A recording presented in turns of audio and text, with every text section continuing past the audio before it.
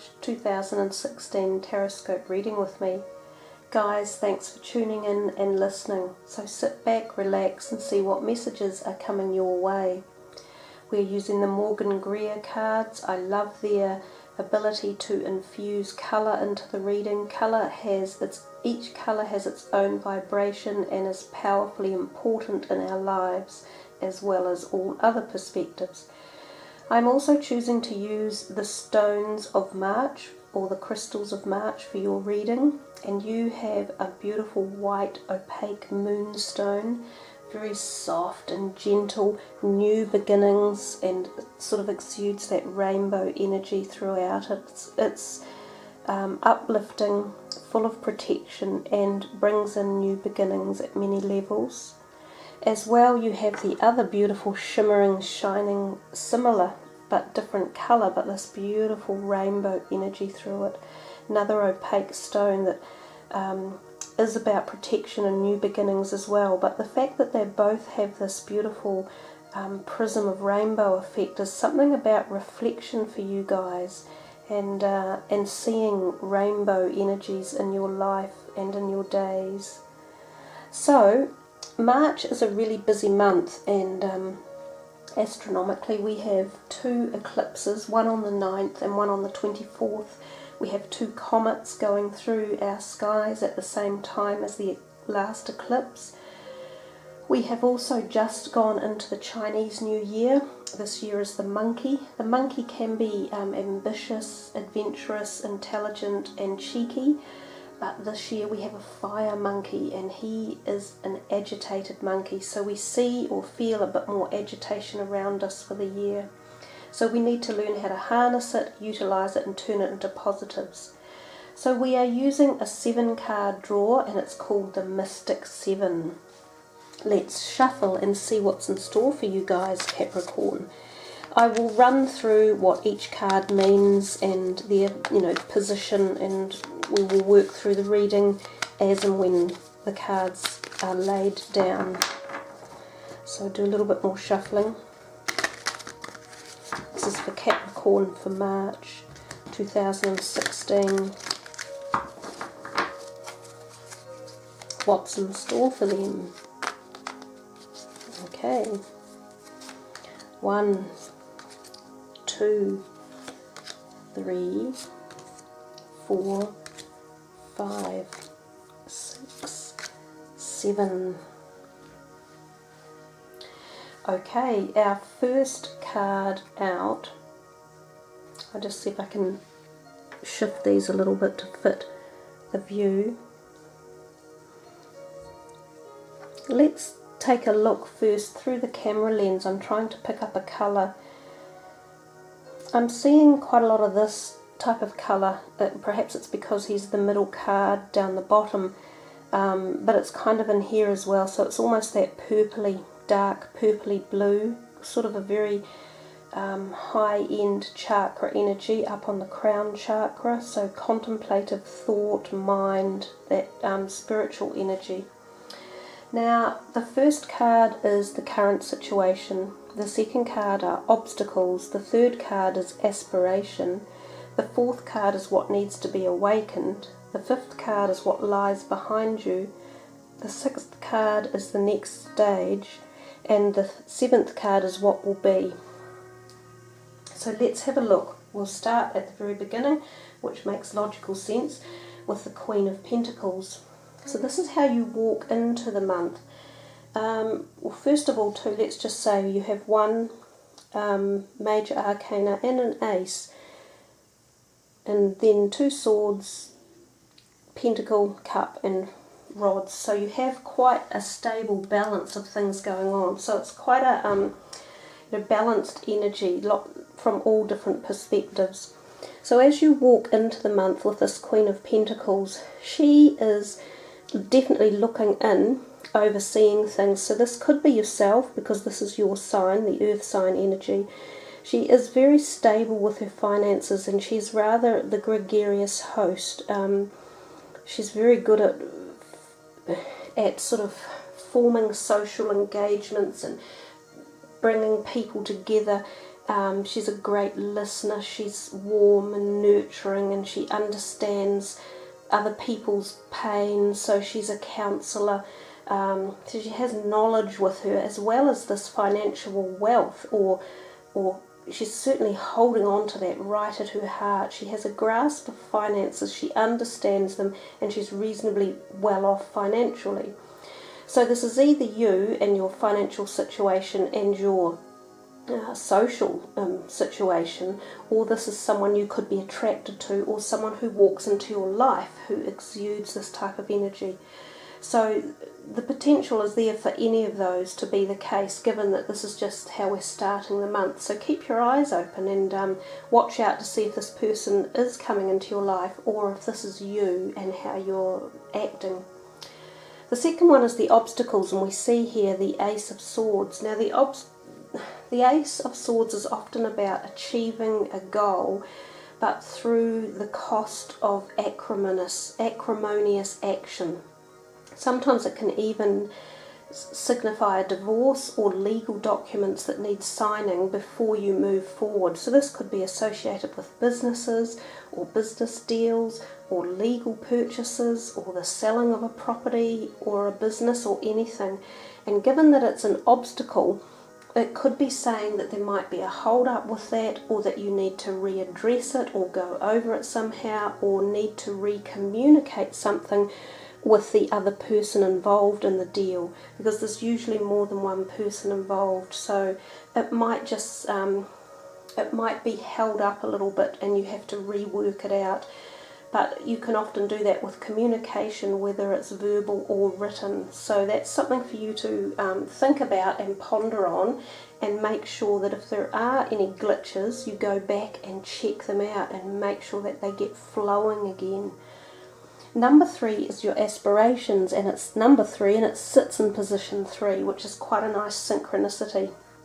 So it's a gorgeous card, and no matter what deck, it's always beautiful. It's again a social card of happiness, socializing, good times, and you get that feeling with the Queen of Pentacles over here as well. So perhaps March is a social month for you guys, and you get invited to parties, or you're hosting events, or there's this nice light-hearted energy of socialness around you.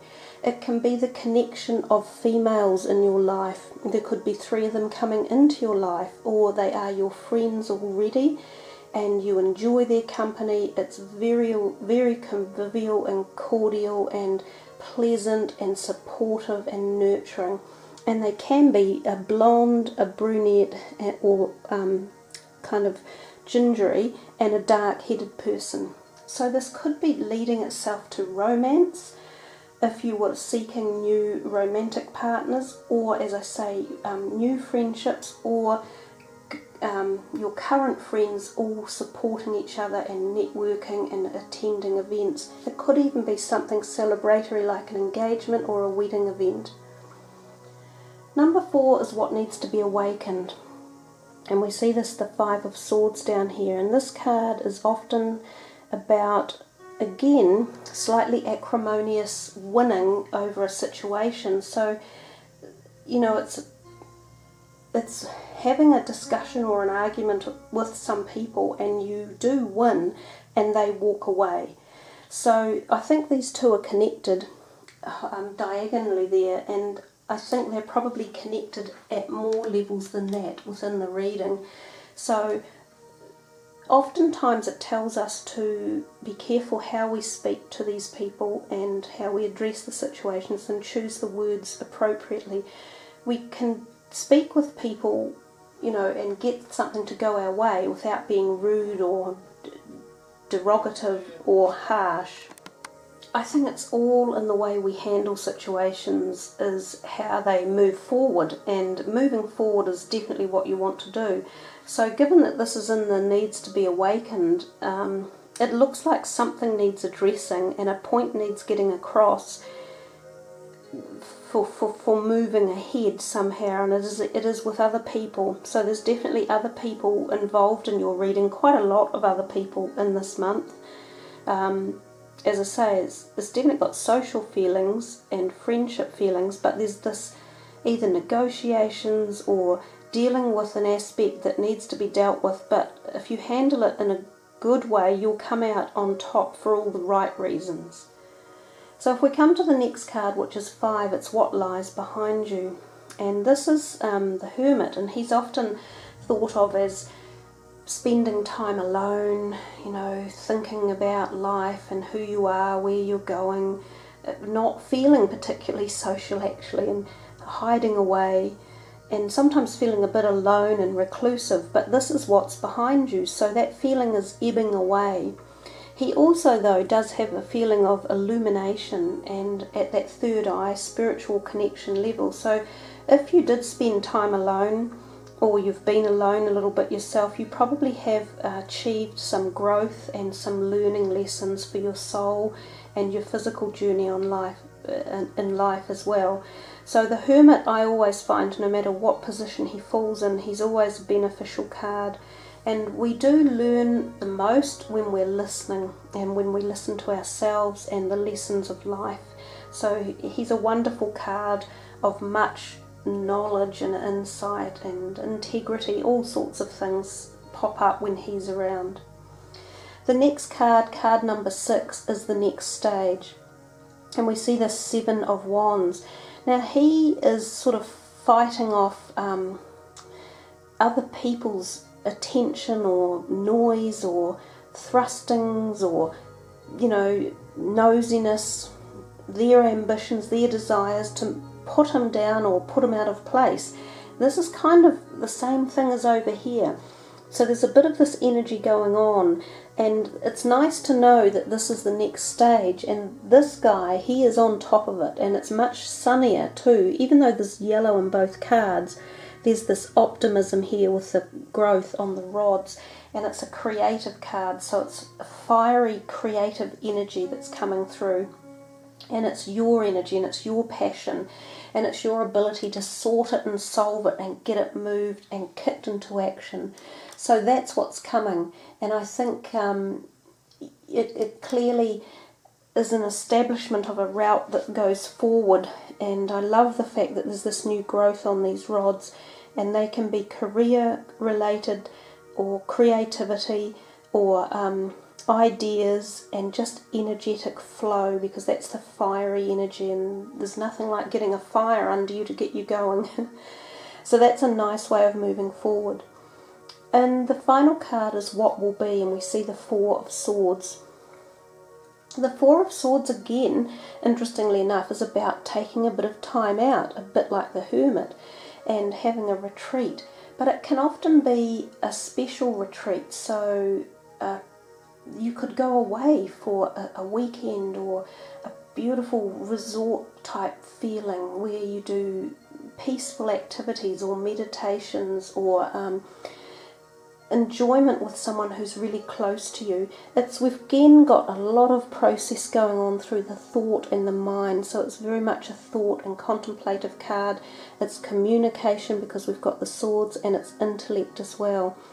It can often be considered the card of intimate, close bonding between romantic partners, so a sexual connection, and it can even symbolize fertility. And in fact, I very much think of this card as fertility as well, or just all the little fruits and things in the card. They give off that feeling of eggs and fertility. So there is a degree of fertility in this reading, and that can be conception of a child or a new child coming into your family, or conception of new ideas, energies, enthusiasm and fire. So there's the possibility that any of those meanings will be enhanced with, or brought about. And given that all 3 of them are down this end of the reading and have packaged themselves together, there's a whole bunch of stuff all tied in.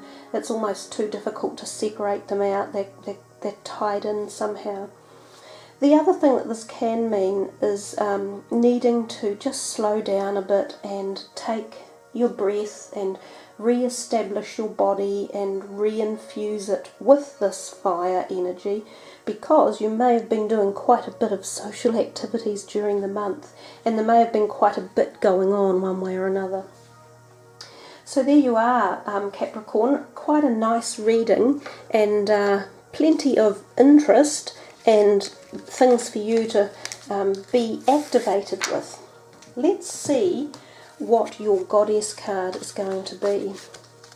And since that third card fell in the third position, I will pick the third card down in the goddess deck to see what your final message of the reading is.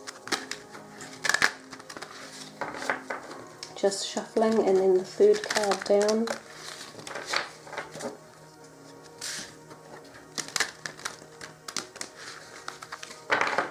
Okay. It's this one here. Ishtar, boundaries. Nice. Love yourself enough to say no to others. And we've kind of got this paley colour going on here as well. Love yourself enough to say no to others' demands on your time and energy. And I guess that fits quite well with that very last card. You know, this is about yourself and refueling your own energies for yourself. And sometimes we do put others ahead of ourselves, but we always need to refuel our energies at all levels, emotional, physical and spiritually, and this card kind of encompasses all of that.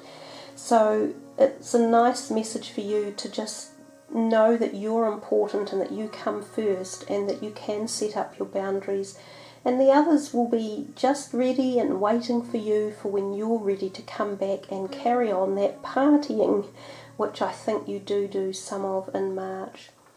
So there we are, Capricorn. Thank you for listening and joining me, and I wish you all the very best for March. Have a wonderful, safe travel through March, and I'll be with you again in April. Ka kite anoa, much aroha, namaste.